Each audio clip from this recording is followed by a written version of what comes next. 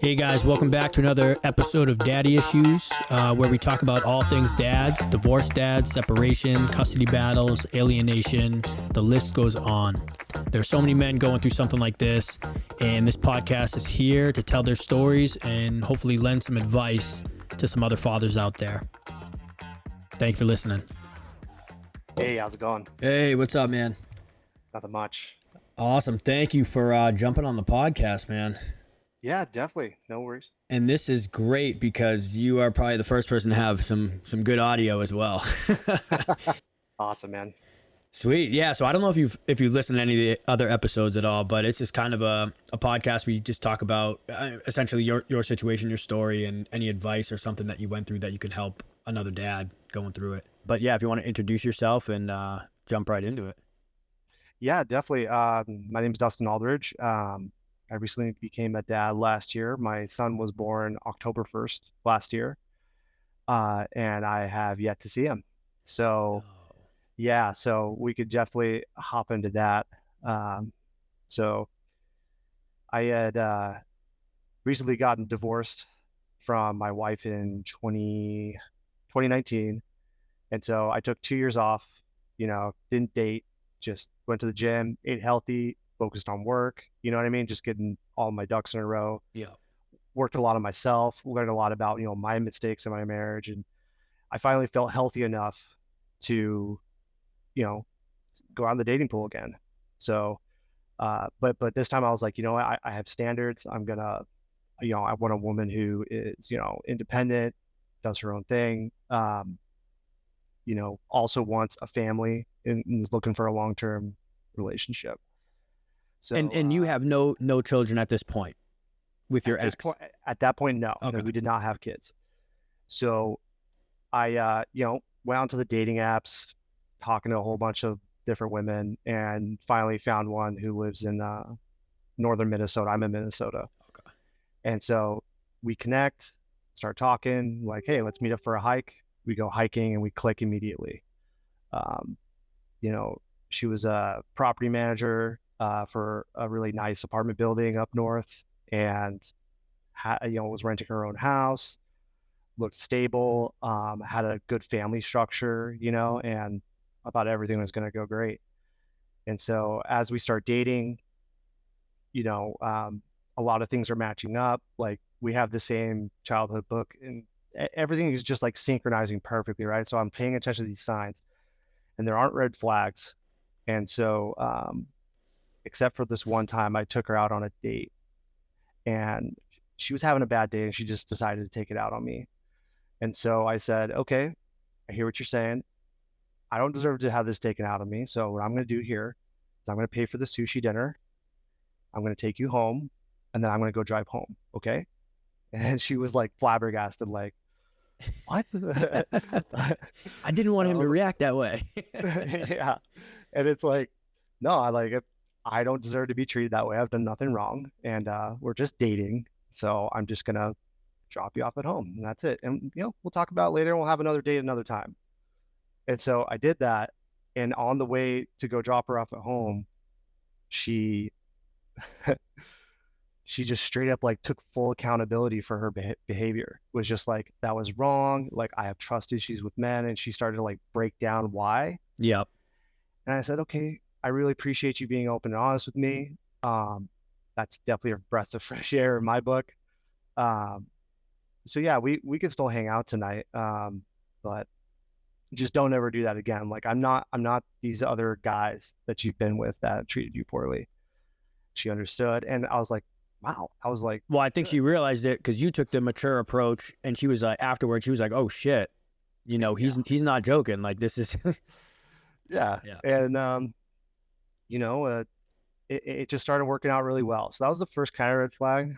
And then, I decided to take her out where I grew up. I'm originally from Southern California.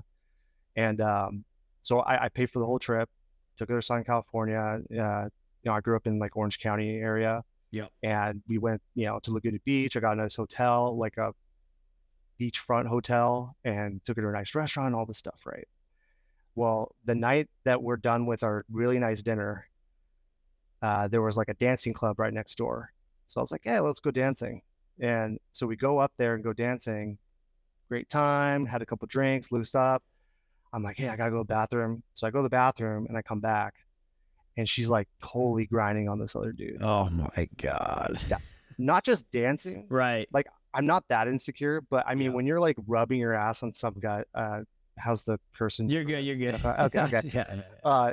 When you're rubbing your ass on some guy's dick, like he's gonna get hard. Like you feel 100%. like, And how old are you and her at this okay. time? So at that time I was 33 and she was 28. Okay. Yeah.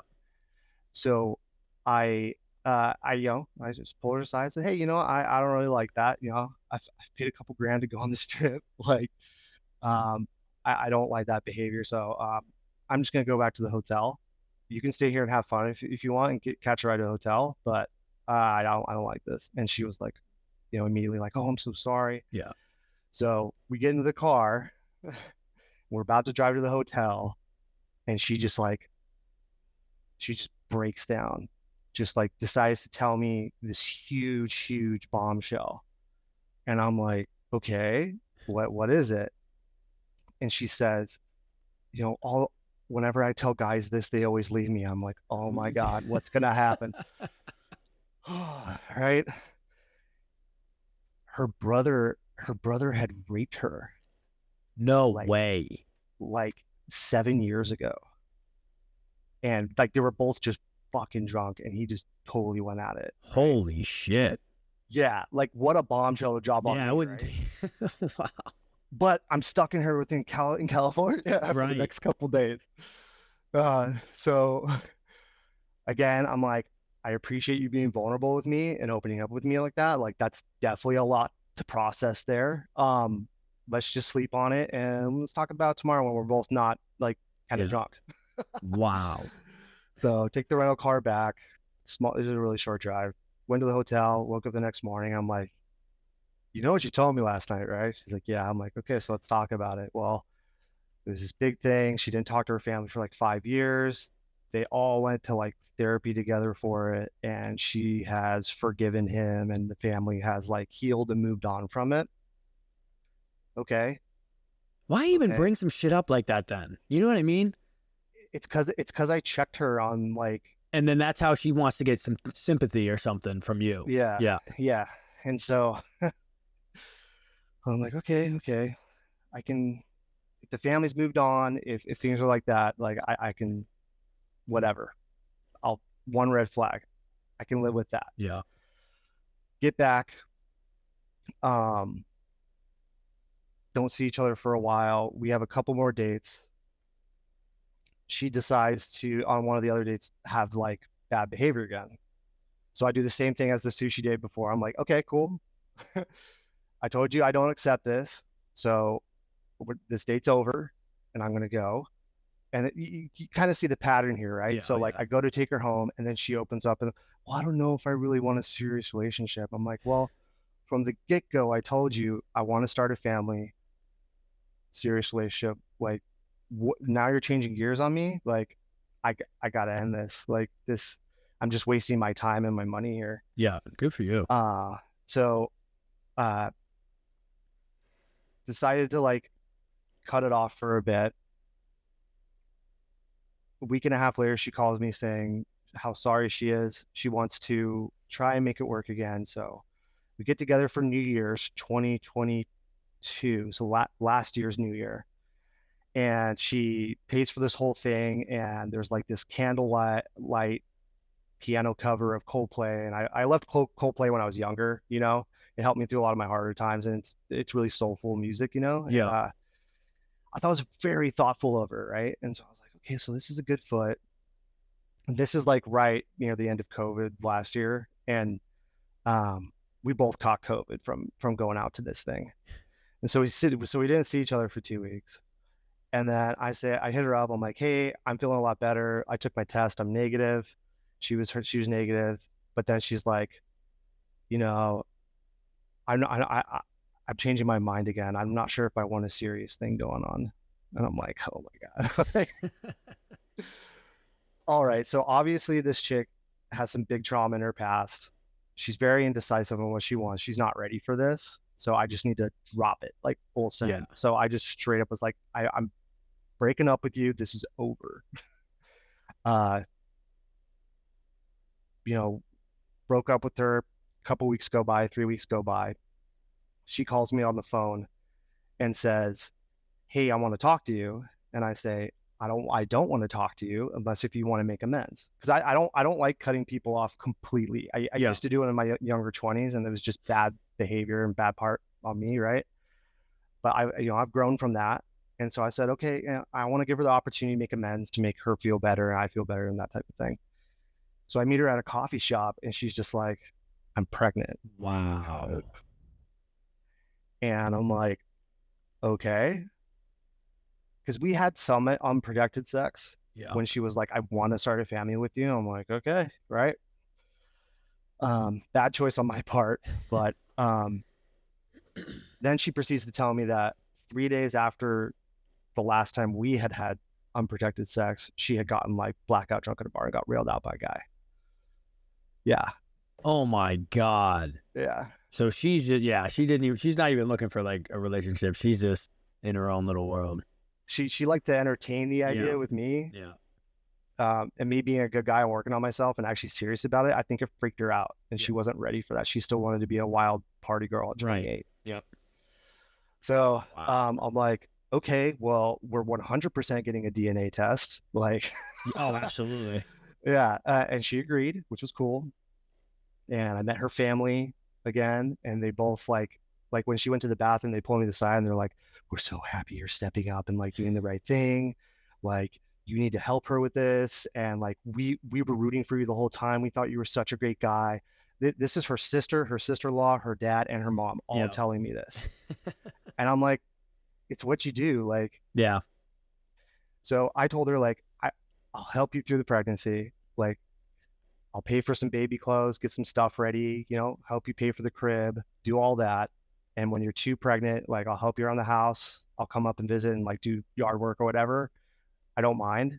But as soon as that kid's born, we are taking a DNA test immediately. Oh, Like, she it's didn't get on a the DNA docket. test before. It's too risky, I Yeah. learned. Yep. Yep. It is.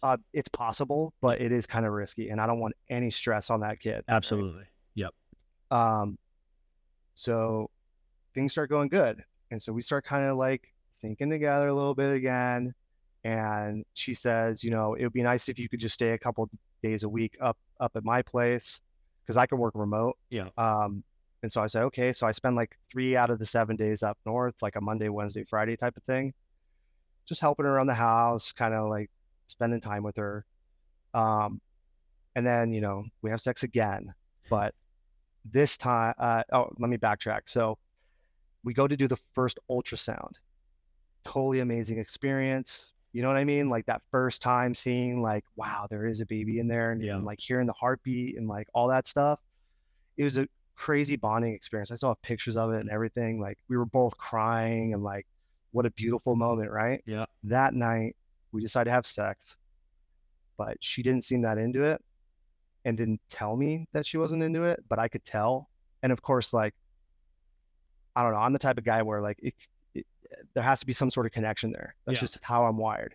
So if I tell you're not enjoying it, like no big deal. Just say you don't want to have sex. Like I'll go crank one out. Like it's not like like it's not the first time a woman has told. Like I was married for 5 years. Like it's not the first time a woman has said no, I don't want to have sex. Like and then it feels like a pity fuck and Right. it's like just awkward it makes after me that. feel bad. Yeah. And so I wanted to talk about it. I was like, hey, like this is the first time we'd experienced something like that. And I was like, just tell me, blah, blah, blah. It triggered something in her to where she just turned into like total bitch mode. And the way I am already from this conversation, treating me bad, like, okay, I'm gonna go for a walk or like I'm just gonna go for a drive.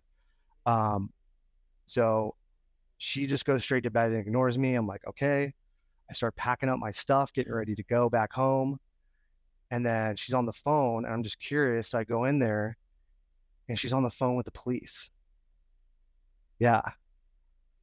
And I'm like, and I know this, I'm telling you this because I heard the recording from what's about to happen. Like it got released to me, the phone call.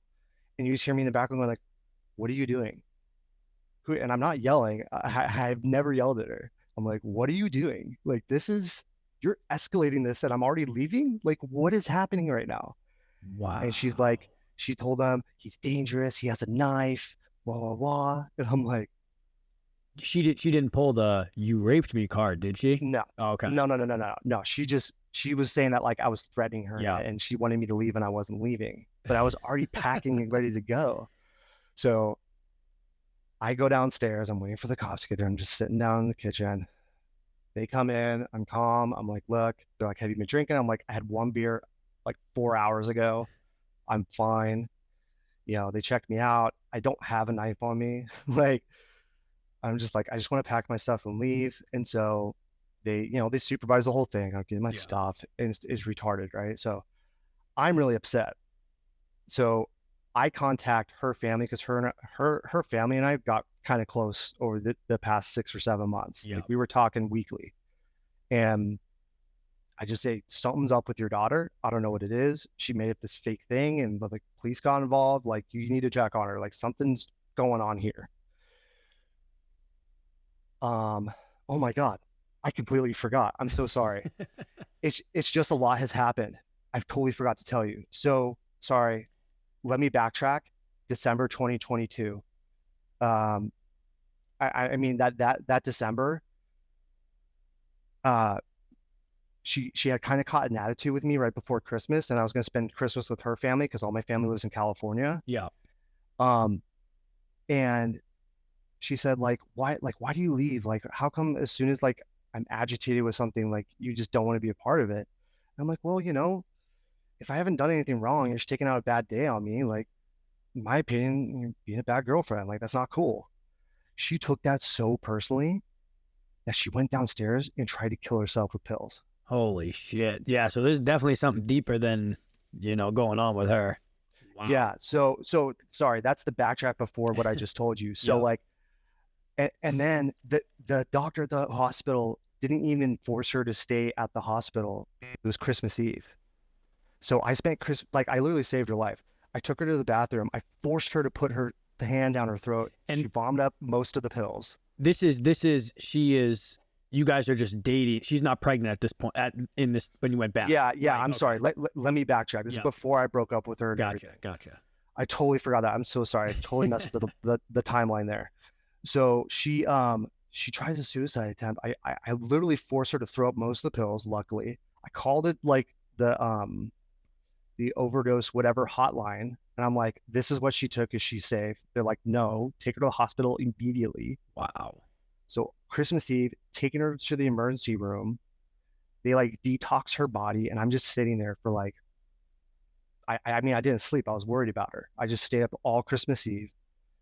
Um, the doctor says, it's Christmas Eve, you want to be with your family or do you want to stay here? And she said she wanted to be with her family. So I had to like fake that my girlfriend just tried to kill herself to go spend Christmas with her family, where she eventually tells her family.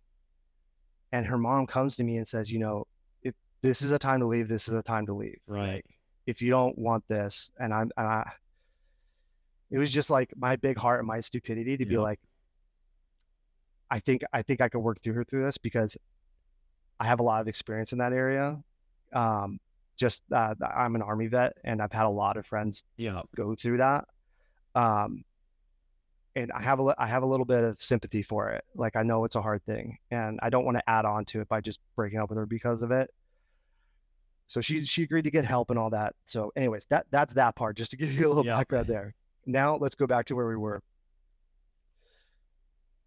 Um, her mom, when I tell her mom that she just kicked like called the cops on me, her mom flipped the script too in like 1 second and was like, stay the F away from my daughter. You're not a safe person. Like all that stuff, right? I'm like, God. where is this coming from? Where is this coming from? So I write emails. I'm like, look, even though we can't be good together, we can still co-parent for our kid. Like, we need to focus on that now. I think it made her upset that I didn't want to stay or something. Right. So a week or two go by where she doesn't contact me, and I've only emailed her like 3 or 4 times, and I emailed her mom twice about it. And one random morning, I get a knock on my door, 7 a.m. Harassment charge. Harassment restraining order. Unbelievable. You know what's crazy is I knew that was coming because there's been like three other guys who say the same thing. They get like a random harassment call after a couple emails and you know what I mean, or text messages. It's like, it's just wild. That's wild. Yeah. So I get that. I'm freaking out.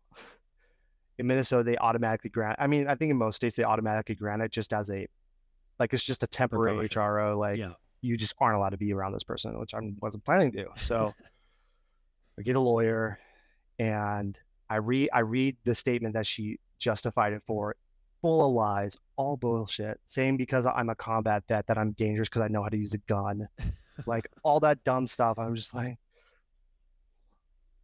my firearm's locked up with a lock and the keys in a separate place. Like, I'm not dumb with Yeah. Anyway, I'm not gonna get dwelled on that. So HRO happens. I get a lawyer. She gets a lawyer. In the beginning process of eventually almost going to trial, she decided to be like, well, I'll drop the restraining order without prejudice if you agree not to be there for the pregnancy. And so Damn. I weighed my odds, and I was like, the court system isn't very good to men. Right. If this does stick on my record, my employer is going to know about it. Any future employer is going to know about it. And it's going to be used as ammunition to deny me custody to see my child. Like I'm thinking like 5-10 years down the line. Yeah. So I'm like, fuck it, I'll just settle. I'm just gonna settle. So I agreed. It was a very hard decision. I talked to my family about it. They agreed that it was a good decision as well.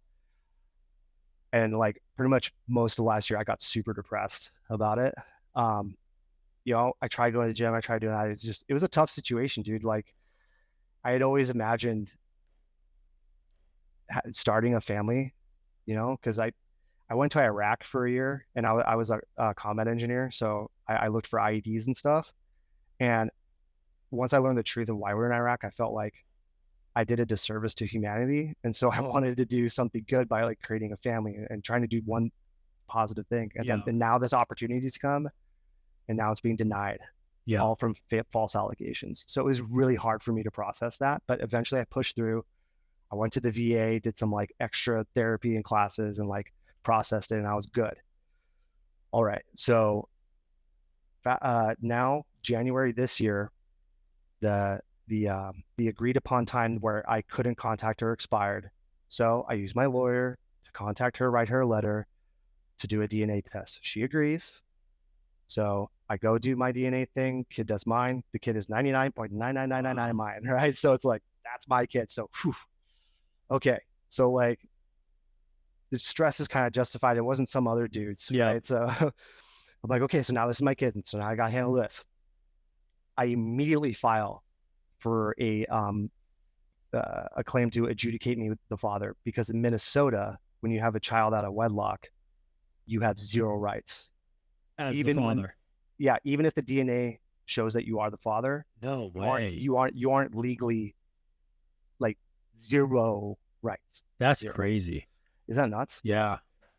So I was pretty mad about that, but it is what it is. I can't change the law. Yeah. So wait, if you have zero rights, then she can't come after you for like child support or anything, right? Because then you would have some rights.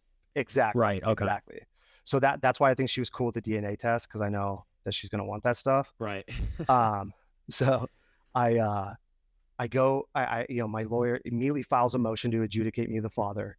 She gets served with the papers a week after the kid's DNA, determined mine. 2 days later, she moves to Ohio. That's almost a good thing, though.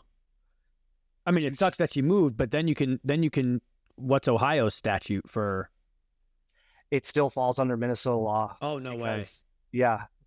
So she took my son and moved to Ohio for a job opportunity, where now she's making double what I make. And, pretty much just, in my opinion, kidnapped my kid. Right. Yeah. Wow. Didn't even tell me about it. And she was talking to my mom through text messages, which is whatever. Yeah. But she was even didn't even tell my mom that she was going to take the kid out of state. And have you ever seen, is it your son? I still haven't seen him. No So photo or anything. Wow. check this out. The only way I got a photo of my son was I looked at her TikTok Oh and my God. I screenshot it like this on the computer so I could have Right.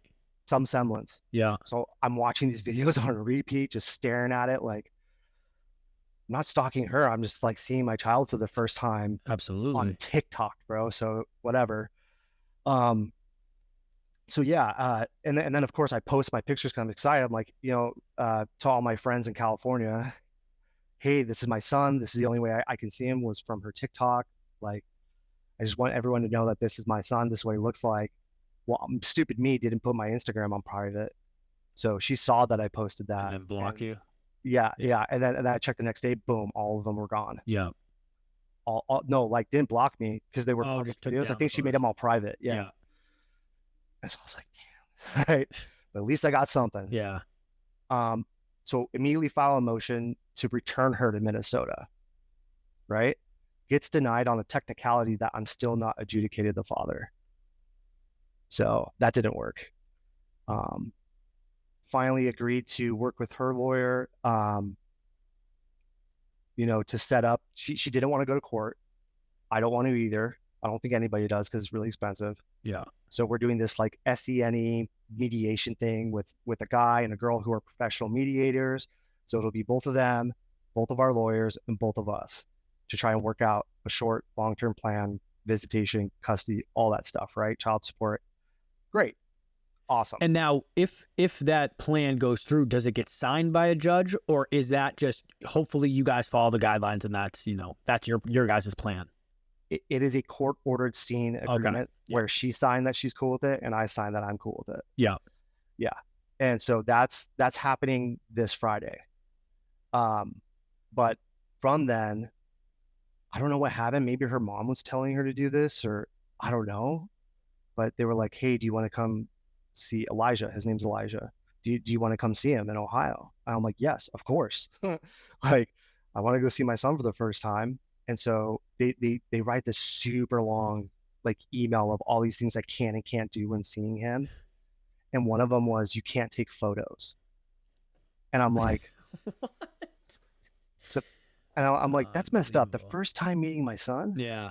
and you don't want me to take photo, like that's pretty malicious. Like that's a core memory, and I'm sure Eli would love to see photos the first time I met him. Right. But They're just so controlling with every it's aspect of this. insane, bro. It's insane. So And it's been a I year since you haven't seen your son in a year. I haven't seen my son since no, he was born October last year, so I Yeah. haven't seen him ever. Wow. Yeah. Yeah. So now I bring that to my lawyer. The lawyer contacts her lawyer and says, "This is messed up." The other lawyer agreed, convinced her to do it, to allow me to take pictures. They use the excuse of, "Oh, we were under the impression that he was going to hire like a professional photographer." Come on.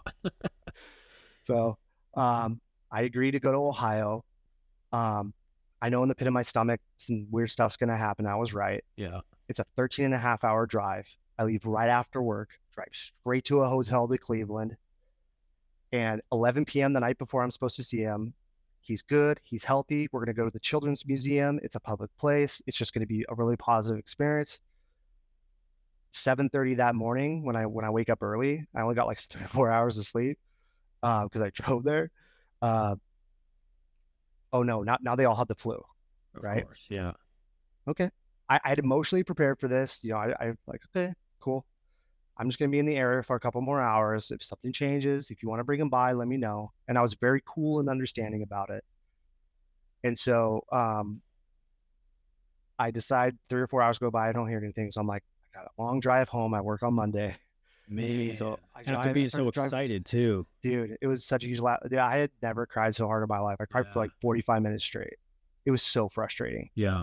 But I pulled myself together. I drove back. Like I'm halfway through Illinois, like right outside Chicago almost, going up to Minnesota. And then I get another email saying, well, Caitlin might have been okay to see you that next day on Sunday with her sister-in-law, but it's not guaranteed. So if you're still in the area, I'm like, look, I drove here. It's a long drive home. I wouldn't be able to make it back for work. So I appreciate the sentiment of you wanting me to see him. But like, I gotta go. Um, then and then another couple hours go by and I get another email. Well, we would have brought him by the hotel for you to see him. So he's healthy.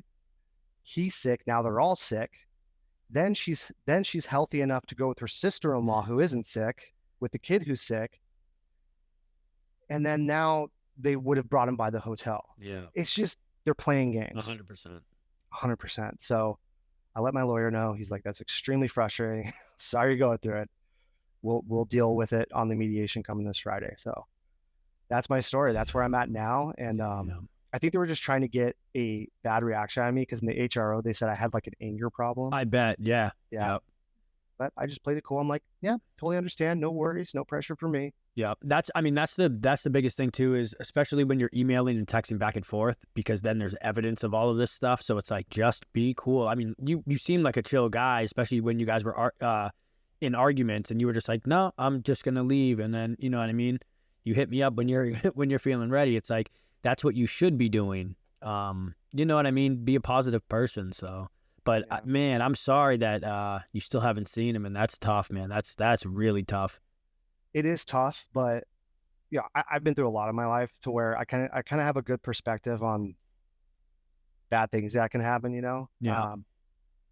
It's definitely its own type of like worry and pain, but it's the as cliche it is, it's like I can only control the things that are around me, right? I can't control the other people. I can control how I behave and how I react to it. And that's why I always tell people on the like the Facebook support group, or there's a couple other groups I'm a part of as well. Yeah. For other guys who are like, I'm freaking out, like they're very like emotional about it. I'm just like, dude, you gotta stay calm. You gotta stay level headed. Like, go take a shower, rage, scream in the bathroom, like let it all out.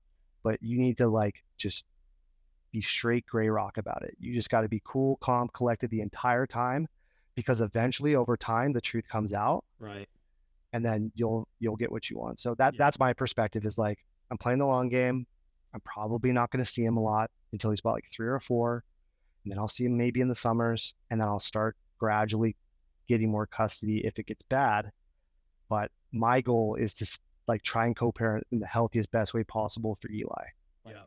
It's not about me. You know what I mean? Like, Yeah. Hopefully you and at least her family can kind of get back on some sort of good page, because you would think that they would want, you in their child's life.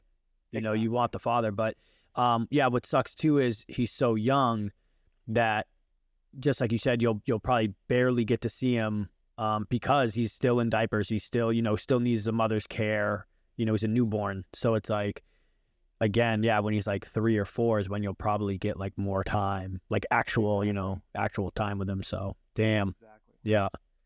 So yeah, that's my story on having a kid and just kind of what I'm going through, and I haven't even seen him yet.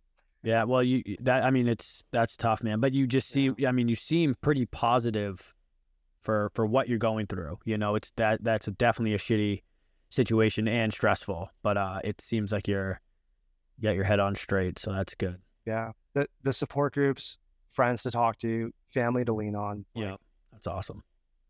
It makes a big deal for sure. It really does, to have a good support structure. And if you don't have one, just find one, dude. You gotta talk about it. Yeah.